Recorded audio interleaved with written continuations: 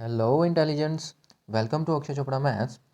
आज की हम वीडियो में 10th क्लास स्टैंडर्ड मैथ्स 2023 का पेपर डिस्कस कर रहे हैं, जिसका सेट 1 और कोड 34 1 है। आज की हम इस वीडियो में इसका सेक्शन बी डिस्कस करने वाले हैं। सेक्शन ए बेटा हम प्रीवियस वीडियो में डिस्कस कर चुके हैं। तो बेटा जितने भी हम PYQs अब तक कर चुके हैं प्लस जितने भी सैम्पल पेपर हम सोल्व कर चुके हैं, सबका लिंक, प्लेलिस्ट का लिंक आपको डिस्क्रिप्शन में मिल जाएगा। तो आप डिस्क्रिप्शन में विजिट करना और पुराने क्वेश्चन पेपर्स भी जरूर देखना। चलिए सेक्शन बी के क्वेश्चन नंबर 21 से स्टार्ट करते हैं हम। The first question says two numbers are in the ratio 2:3, their LCM is 180, what is the HCF of these two numbers. ठीक है, अब आपको एक तो क्लियर हो ही गया, दो नंबर्स दे रखे हैं, एलसीएम दे रखा है, तो वो फॉर्मूला लग जाएगा, है ना, एचसीएफ फाइंड करने के लिए। लेकिन यहाँ पे नंबर्स नहीं दे रखे, उनकी रेशियोज दे रखी है। ओके, तो रेशियोज में हमें पता है जब भी हमने रेशियोज को नंबर्स में कन्वर्ट करना होता है then we add an x. ठीक है, हम एक्स मल्टीप्लाई कर देते हैं। तो यहाँ पर क्या लिखेंगे फिर, let the two numbers be, वो दो नंबर्स कौन से हैं बेटा, 2x एंड 3x। वो दो नंबर्स क्या हो जाएंगे बेटा, 2x एंड 3x, है ना। अच्छा, अब देखो एच सी एफ उनका फाइंड करना है, तो H C F basically 2x और 3x का एच सी एफ क्या होगा बेटा, x ही तो होगा। यही हाईएस्ट कॉमन फैक्टर ही तो होता है। आपको एक बार शॉर्ट में बताता हूँ, छोटे बच्चों का काम है ये, 6th 7th का। जैसे देखो ये 4/8 है ना। ठीक है, इसका आंसर कटिंग करके क्या आता है, 1/2। तो बेसिकली हम कट क्या कर रहे हैं, जो मैक्सिमम कॉमन चीज़ है। ठीक है ना, तो 4/8 है, इसको मैं क्या लिख रहा हूँ, 4×1/4×2 ऐसे ही तो लिख रहा हूँ, क्योंकि इन 4 और 8 का एच सी एफ क्या है, 2 है। 4 और 8 का एच सी एफ क्या है, 2 है। तो वो एच सी एफ मैंने कट आउट कर दिया, तो मेरे पास एक सिंपलेस्ट फॉर्म बन गई ना।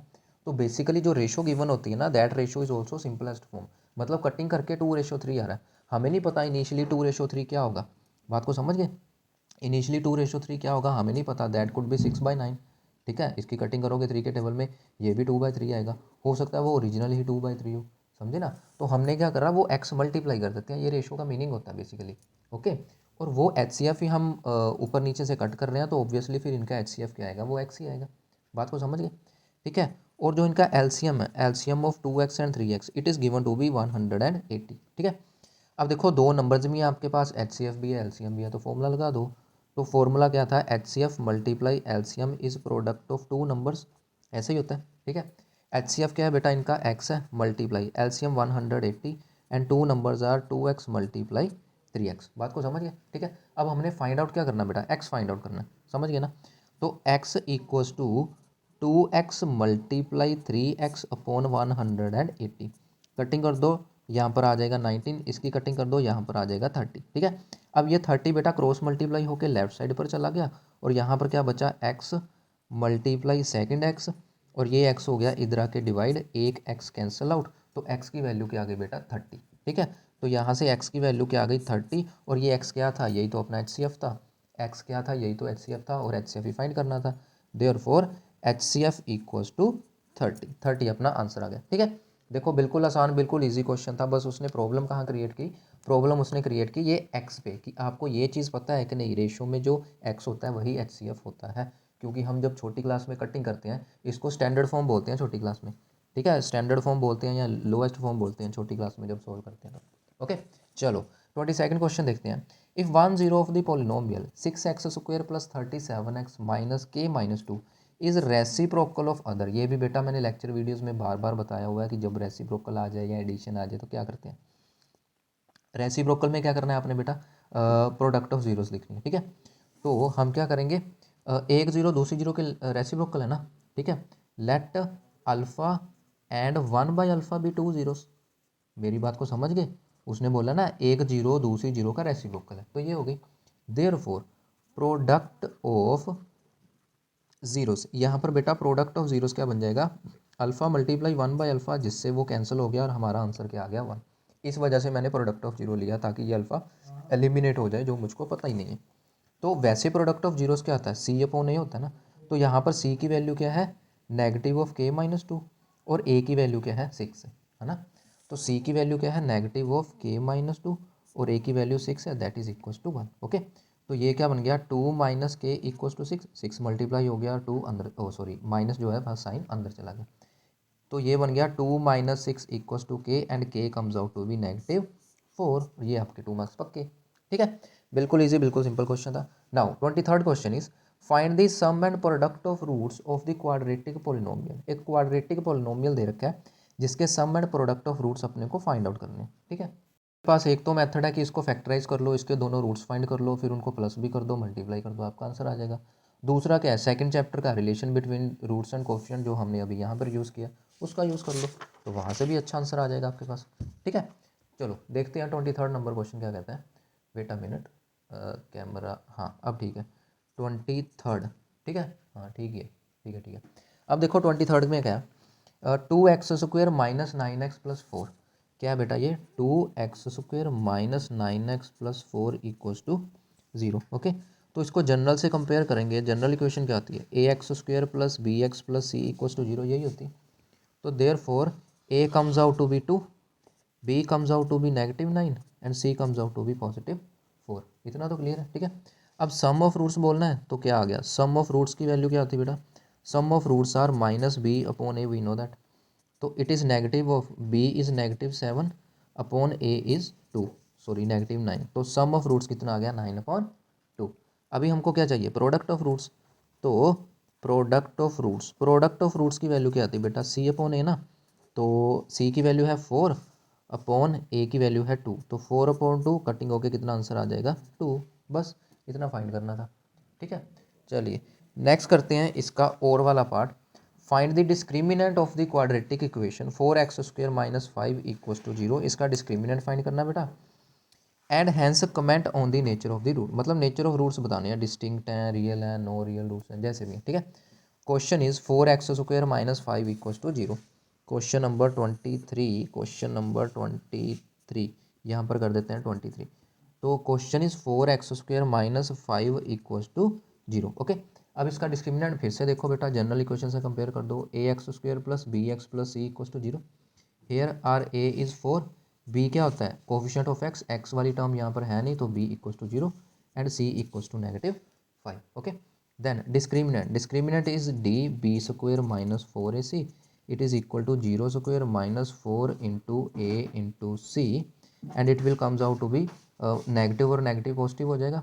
4 4 16, 16 5 80, कितना आ गया बेटा 80 आ गया, विच इज़ ग्रेटर दैन 0, जो 0 से बड़ा है। तो नेचर क्या होगी, therefore the roots are real and distinct. वो रूट्स कैसे हैं बेटा, रियल हैं एंड डिस्टिंक्ट हैं। यही तो होता है जब डिस्क्रिमिनेंट पॉजिटिव हो, और बस यही अपने को फाइंड आउट करना था, छोटा सा क्वेश्चन है।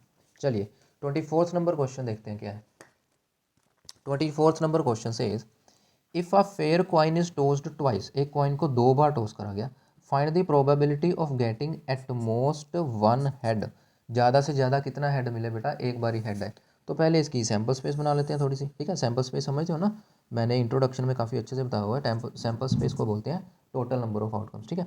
तो सैम्पल स्पेस क्या आ जाएगी, किसकी सैम्पल स्पेस थी बेटा, fair coin is tossed twice, 2 बार उसको टोस करा गया। तो 2 बार टोस करा गया तो टोटल आउटकम्स क्या आती हैं बेटा, हेड हेड, ठीक है। फिर फर्स्ट पे हेड, सेकंड पे टेल, फिर फर्स्ट पे टेल, सेकंड पे हेड, फिर दोनों पे टेल, यही सारी चीज़ें होती हैं मेन, समझ गए। तो यहाँ पर जो टोटल आउटकम्स है that comes out to be 4। Total outcomes कितनी आ गई बेटा, 4 आ गई। अब हमें फेवरेबल आउटकम्स ध्यान से देखना, फेवरेबल आउटकम्स को क्या लिखेंगे हम, फेवरेबल आउटकम्स क्या था, एट मोस्ट 1 हेड, क्या था अपने पास एट मोस्ट 1 हेड, ज़्यादा से ज़्यादा एक हेड आए, इससे ज़्यादा नहीं चाहिए। तो ये ज़्यादा से ज़्यादा एक ही आ रहा है, ज़्यादा से ज़्यादा एक ही आ रहा है, कोई नहीं आ रहा, मतलब ज़्यादा से ज़्यादा का मतलब मैक्सिमम, मिनिमम तो कितना भी हो सकता है, ठीक है। मतलब हमने एक से आगे नहीं बढ़ना, ये एक से ज़्यादा हो गया ना, इसको छोड़ दो। तो 1 2 3 फेवरेबल आउटकम्स क्या होगी 3।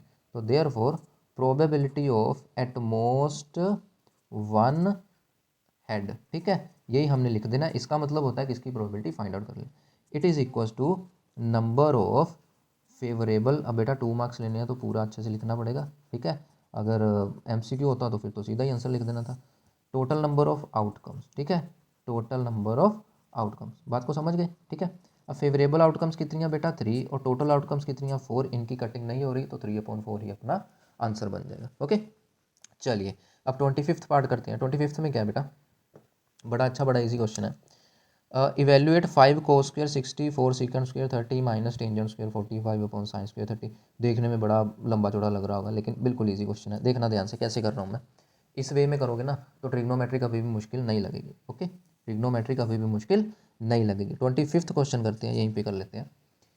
25वां क्वेश्चन में क्या था बेटा, मैं पहले स्टेटमेंट लिख लेता हूँ। 5 cos square 60, 5 cos square 60 degree. उसके बाद क्या है, 4 को secant square 30 degree plus 4 secant square 30 degree. उसके बाद क्या था, minus tangent square 45 degree, minus tangent square 45 degree. और डिवाइड में क्या है बेटा, साइन स्क्वायर, हाँ डिवाइड में है sine square 30 degree plus cos square 30 degree. ठीक है, अब इसको सोल्व करना है आपने। देखो बेटा ध्यान से, सबसे पहले तो डिनोमिनेटर को देखो, sine square 30 degree plus cos square 30 degree. अब बच्चे क्या करेंगे, साइन 30 कोस 30 की वैल्यू लगाएंगे, उसको प्लस करने बैठेंगे।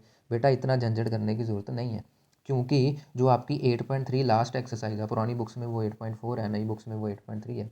उसमें बेटा हमने एक काम करा हुआ है। कौन सा काम करा हुआ है बेटा, आपने ये चीज़ पढ़ी हुई है ना कि साइन स्क्वायर ए प्लस कोस स्क्वायर ए, इसकी वैल्यू क्या होती है, हमेशा 1 होती है। हमेशा 1 का मतलब जब भी ये दोनों ए हमारे सेम रहेंगे।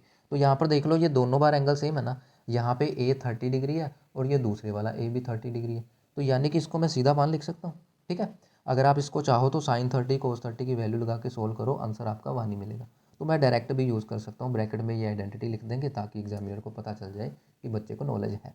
ठीक है, तो ये अच्छा, ऊपर तो कोई आइडेंटिटी नहीं लग रही, तो ऊपर हम क्या करेंगे बेटा, फिर वैल्यू पुट करेंगे। अच्छा, कोस 60 की वैल्यू क्या आती है, √3/2 स्क्वायर प्लस 4 टाइम्स, यहाँ पे मल्टीप्लाई लिख दो। सीकेंड 30 क्या होता है बेटा, कोस 30 का रेसिप्रोकल। कोस 30 होता है, सॉरी यहाँ पे कोस 60 था ना, कोस 60 का मतलब 1/2 होता है। ठीक है, अब कोस 30 क्या आता है, √3/2, सीकेंड 30 हो गया 2/√3 स्क्वायर, माइनस टेंजेंट 45 की वैल्यू 1 होती है। ठीक है, और नीचे तो 1 ही बच जाएगा, उसको लिखने की ज़रूरत ही नहीं है। तो it will be equals to 5/4 plus, ये क्या बन गया बेटा, 2 2 ज़ार 4, 4 × 4 16 डिवाइड बाई 3 -1। अब बस इसका एलसीएम कर लो, आपका आंसर आ जाएगा। बिल्कुल ईजी, बिल्कुल सिंपल क्वेश्चन है। अब क्या आ गया बेटा, 3 और 4 का एलसीएम होता है 12। ओके, तो यहाँ पे बन जाएगा 15 प्लस यहाँ पे बन जाएगा 3 4 ज़ार 12, 16 4 ज़ार 64 -12, कुछ इस तरह से बन जाएगी चीज़। ठीक है, अब आप आगे इसको सॉल्व करोगे तो आपका आंसर आ जाएगा। देखो क्या आ जाएगा ये, 15 -12 कितना होता है, 60, सॉरी 15 -12 होता है 3, 64 में 3 ऐड करेंगे तो 67 बन गया, तो 67/12। आगे इसकी कटिंग हो ही नहीं रही, तो यही आपका आंसर बन जाएगा। सिंपल, ठीक है, बिल्कुल सिंपल, बिल्कुल ईजी, बिल्कुल अच्छा क्वेश्चन था। अब लास्ट क्वेश्चन करते हैं आज की वीडियो का, और लास्ट क्वेश्चन करते हैं इस सेक्शन का। देखना ध्यान से क्या है, क्वेश्चन नंबर 25 का बी पार्ट है। ये भी बड़ा अच्छा क्वेश्चन है बेटा, ऐसे कई क्वेश्चन आपको बुक में मिल जाएंगे। ए और बी एक्यूट एंगल्स है बेटा, प्रिंटिंग में मत जाना, क्योंकि जो मुझे ओरिजिनल कॉपी मिली थी ना, प्रिंट निकलवाया ये, तो वो कॉपी में ही प्रिंटिंग अच्छी नहीं थी, तो इस वजह से प्रिंट आउट भी अच्छा नहीं आया। देखो यहाँ पे मैं सारी स्टेटमेंट लिख रहा हूँ। If A B are acute angle such that sine A minus B 0 है। देखना ध्यान से बेटा, ये भी 25वां क्वेश्चन है। यहाँ पर क्या है, sine A minus B equal to 0 दे रखा है। अब साइन की वैल्यू 0 कहाँ पे होती है बेटा, साइन की वैल्यू 0 होती है 0 डिग्री पे, है ना। तो यानी कि ए माइनस बी की वैल्यू क्या आ गई, 0 आ गई। इतना तो क्लियर है बेटा, साइन 0 0 होता है ना, तो बस। और कहाँ गया, and 2 times cos A plus B equals to 1। ठीक है, और ये क्या दे रखा है, 2 times cos A plus B -1 equals to 0, ऐसे दे रखा है कुछ। ठीक है, तो अगर मैं इसको सोल्व करूँ, it will be twice of cos A plus B equals to 1, है ना। तो 2 चला जाएगा डिनोमिनेटर में, तो इट विल बी 1/2। अब बेटा कोस की वैल्यू 1/2 कहाँ पे होती है, 60 डिग्री पे होती है। अभी हमने पीछे यूज़ करा है ये वाला, है ना। तो यानी कि ए प्लस बी की वैल्यू क्या आ गई बेटा, 60 डिग्री। ठीक है, ए माइनस बी 0 है, ए प्लस बी 60 डिग्री है। अब हम एलिमिनेशन मेथड लगाएंगे और ये भी फाइंड कर लेंगे, है ना। ये हम कहाँ पे पहुँच गए, थर्ड चैप्टर पे पहुँच गए, पेयर ऑफ लीनियर इक्वेशन। ठीक है, तो मैंने इनको ऐड कर दिया, तो it will be 2a equal to 60 degree, यानी कि ए की वैल्यू क्या आ जाएगी, 60/2 का मतलब क्या हो गया, 30 डिग्री। ए की वैल्यू क्या आ गई बेटा, 30 डिग्री। अब ए को बैक पुट कर दो यहाँ पर, तो बी की वैल्यू भी तो 30 डिग्री आ जाएगी। चलिए, अब हमारे पास क्या है, a minus B equal to 0, यानी कि 30 degree minus B equal to 0, b दूसरी तरफ जाएगा, पॉजिटिव हो जाएगा, तो बी इक्वल टू 30 डिग्री। यहाँ से अपना ए और बी दोनों आ गए। ठीक है, ये थे छोटे छोटे सिंपल सिंपल से क्वेश्चन थे 2 मार्क्स के। तो बेटा नेक्स्ट वीडियो में हम मिलेंगे सेक्शन सी के साथ, जिसमें हम 3 मार्क्स के क्वेश्चन डिस्कस करेंगे। वो भी बड़े अच्छे क्वेश्चन हैं, बड़े अच्छे सोल्यूशन प्रोवाइड होंगे आपको। अगर आपको वीडियो पसंद आए तो चैनल को सब्सक्राइब जरूर करना, ताकि आपको नेक्स्ट वीडियो का नोटिफिकेशन भी मिल जाए। तो मिलते हैं बेटा नेक्स्ट वीडियो में, till then goodbye and take care.